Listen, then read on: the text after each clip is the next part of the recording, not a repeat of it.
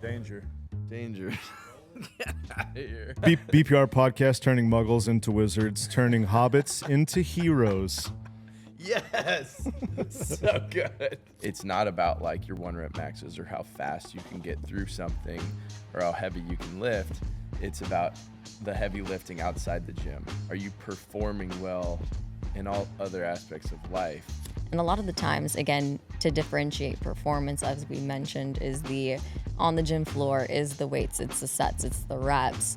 The behavior aspect of things is looking at the other.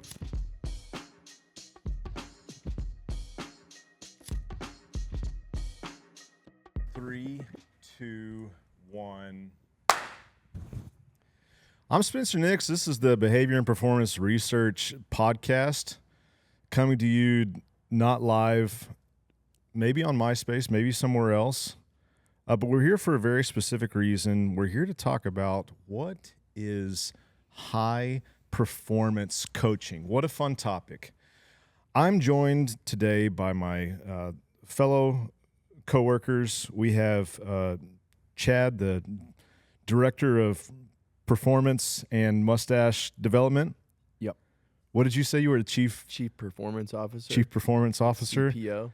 And we have Marcella, the director of coaching and fashion design. Thank you for noticing. The CCC, the chief coaching coach. Yes. Guys, let's unpack this. Number one, what gaps do we see in coaching and in fitness in general? Feel free to speak freely.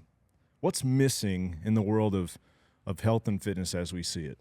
I mean, truly, it's just the biggest gap is thinking that performance and nutrition is the only piece of coaching that you need, when in reality, what makes us human and able to even do those things are made up of so much more. Yeah. Anything to add to that? Yeah, I think being a gym where we have weights and machines and places to exercise, things to exercise with, when we hear of high performance, we go straight to your 1 mile time rather than your smile time. Oh, that's good. Did you just come up with that? That's good. But That's good. But really, like, let's open the door on how many different definitions we can get with performance. That's a fun little rhyme and joke, but really, it's not about like your 1 rep maxes or how fast you can get through something or how heavy you can lift. It's about the heavy lifting outside the gym. Are you performing well in all other aspects of life that can help and contribute to performance, but are you performing well with your sleep, your nutrition, your time with your family, and performance in that aspect of life? Yeah, so we're expanding the definition of what it means to coach health, and that fitness isn't just some metric that we would measure in the gym, but it's really just looking across all the areas of your life and saying, hey, is there anything that we would like to be coached through, to be held accountable to, so on and so forth. Now, there's a specific format that we think works really well here. Would you explain why we've landed on where we've landed? For frequency? Frequency, and even like, why we found that one-on-one works better than in like a group. Like, why would we not try to just handle that on the definitely. gym floor? One of my favorite pieces of what we do is getting to pair up each client with a coach. That one-on-one interaction allows us to dig in a little bit deeper, allows us to listen a little bit more intently, additional accountability, and then figuring out the perfect frequency to do all of those things. Chad, a question for you. What have Yeah. you found in your tenure that people are actually having a hard time sustaining progress with? Is it stuff in the gym, or is it lifestyle choices? We get all kinds of people that struggle with both. They might be really hard workers, and they might prioritize their work, and that might interfere with their time in the gym. And it might be the other way around, where people are over prioritizing their fitness because they're deeply connected to some type of physical performance goal that might start to interfere with their performance outside of maybe even it's work related or managing relationships. And so we can get athletes, members, humans from anywhere on that spectrum. And it really seems like balance is the aim for them. And so finding that balance does require someone to come alongside them and help them discover that, rather than just feeling lost in their mission that they might be actually putting a lot of effort and energy into, but not actually seeing the result they want. It's really good words. Now, a phrase that we use a lot of that I think needs a little unpacking is behavior, right? It's part of our name. It can sound a little vague or a little misleading, like it has to do with some dysfunction or, cognitive impairment. But if we were to define behavior / lifestyle coaching, what would we say? Yeah, quick elevator behavior coaching pitch is behavior really is just the actions that we take to do the things that we do. And coaching behavior just looks at what are the actions that we're actually taking to get towards the goal that we want at hand. And a lot of the times, again, to differentiate performance, as we mentioned, is the on the gym floor, is the weights, it's the sets, it's the reps. The behavior aspect of things is looking at the other pieces of the puzzles, the stress, the sleep. What are you intaking? And then what are the actions that you're doing to change those things? So behavior coaching in a one-liner is just taking a look at the actions that you're doing and changing those, reiterating those into the direction that you want to go. It's so good. And you said so many great words. And Chad, I'll throw it over to you. But when we define this, what makes a distinction in your mind, and maybe this is a little more philosophical of a question, between coaching and then just talking about something? I like to think of the way we coach as, when it comes to anything outside of pure performance on the floor and writing prescriptions of a program that you will follow in a gym, when it comes to things outside of that, I really like the picture of Dumbledore or Gandalf. I didn't know if we get a Harry Potter reference. We'll always get there. But in all seriousness, those characters, although we look forward to seeing them, they aren't the heroes of the story. And so we look at our clients as the heroes. And those wizards can come alongside them and encourage them into the right direction. Now, if I can even add another element to that, imagine if you had a hybrid of Gandalf and Samwise. So not only a wise guide, but a friend that's always at your side. Laugh as much as you'd like. But someone that could come alongside you and help you on that journey, and also have a clear picture of where that journey's going and be in there with you. That's what I like to think of when it comes to behavior coaching. Apparently I like these analogies of you lost visuals. me at wizards. I'll say it. No, it's really good. And if I could riff off of that for just a sec. Yeah. It's great that you used literary references. And to piggyback off of what you're saying, those characters cease to exist if there's no forward progress. Mm-hmm. So we could have these wonderful sages, heralds, guides, but if there's not action and if there's not actually a progression forward, then there's no coaching. Mm-hmm. So there has to be some talking, but there actually has to be some progression, the same way that it happens on the training floor. And so I think it's been really invigorating to me to say, well, if I can come up with a progression for somebody to get stronger at a back squat, I can technically come up with the same progression for someone to improve their sleep or their relationships or their mindset. Now, a lot of times when we say the word high performance, we get these whiffs and aromas of something really specific to fitness, ultra specific goal.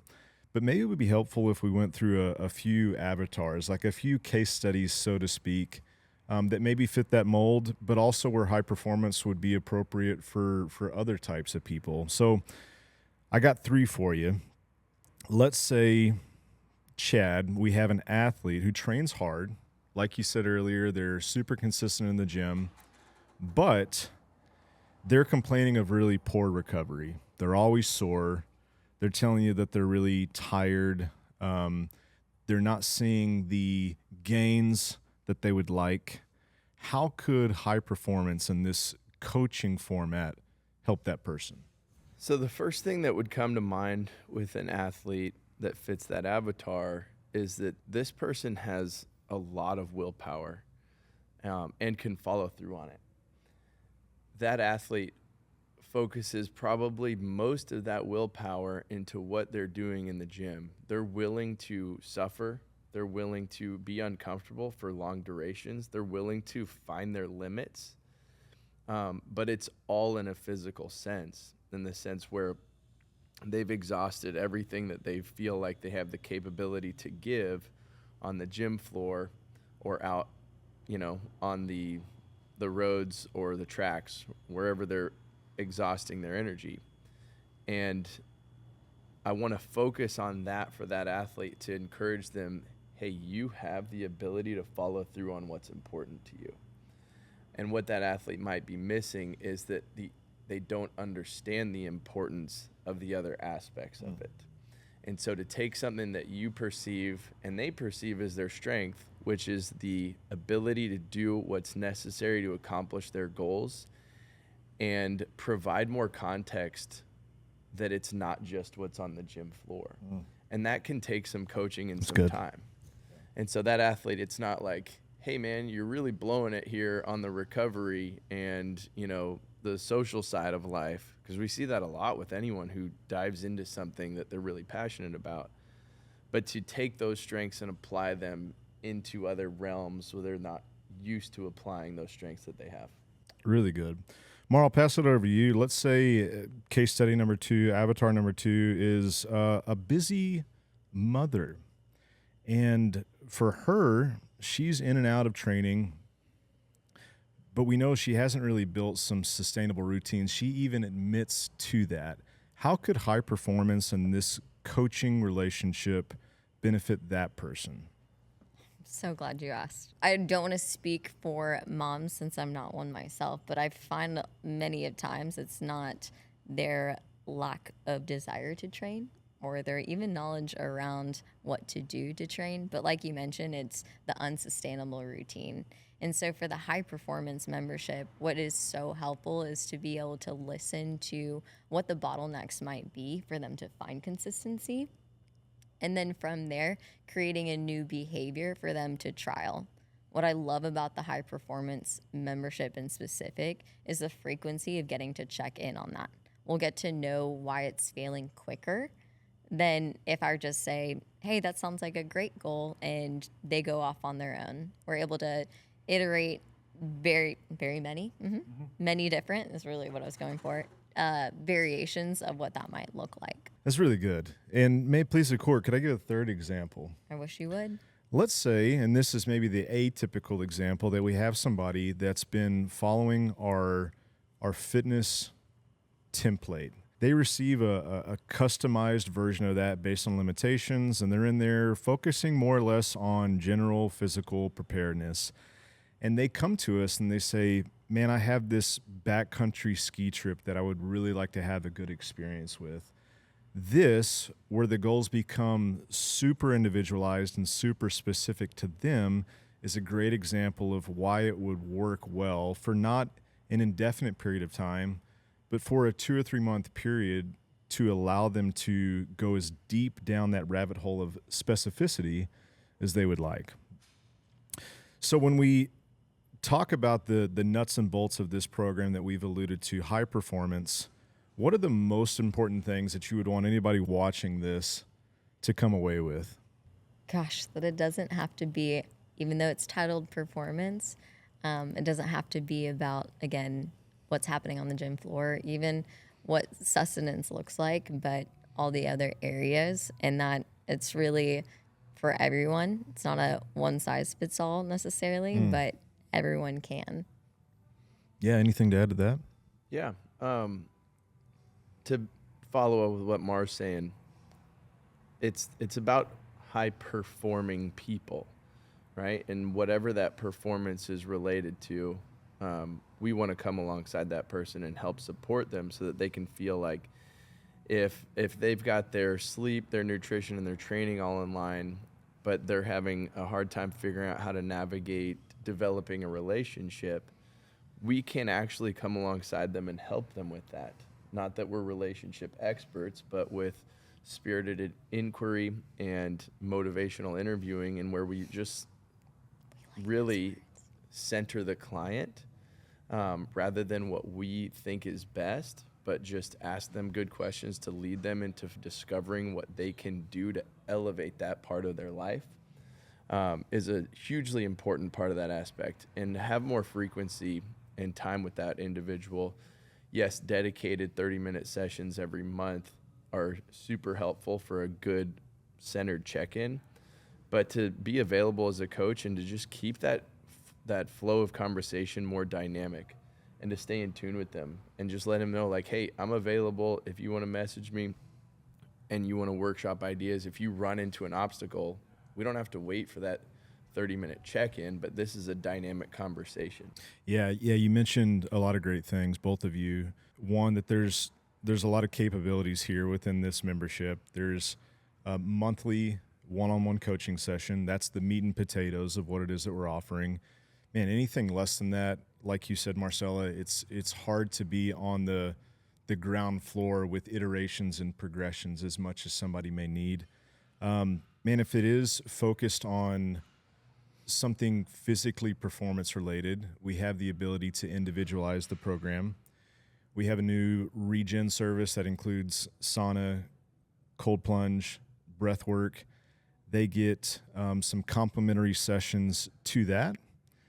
And like you said, there's on-the-job modification based on needs.